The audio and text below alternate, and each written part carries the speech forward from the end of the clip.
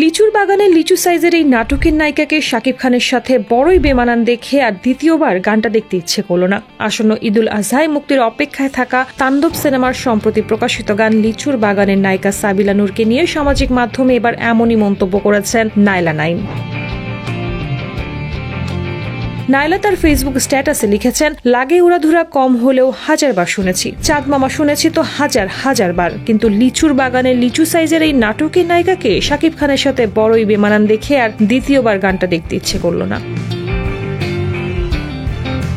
শাকিব খানের লেভেল নামিয়ে ফেলা হয়েছে উল্লেখ করে নাইলা লিখেছেন, শাকিব খানকে এই লেভেলে নামাই ফেললেন? তমা মির্জা, নুসরাত ফারিয়া এদেরকেও তো পর্দায় দেখতে সুন্দর লাগে, ইদিকা পালকেই নিতেন।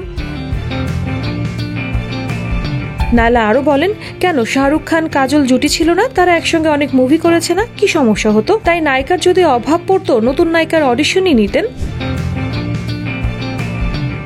রায়হান রাফি পরিচালিত ছবি তাণ্ডব, এই ছবির টিজার ইতোমধ্যে দর্শকদের মাঝে আলোড়ন ফেলেছে। এই ছবিতে অভিনয় করেছেন মেগা স্টার শাকিব খান ও সাবিলা নূর। আইটেম গানটি গেয়েছেন সঙ্গীত শিল্পী প্রীতম হাসান ও জেফার রহমান।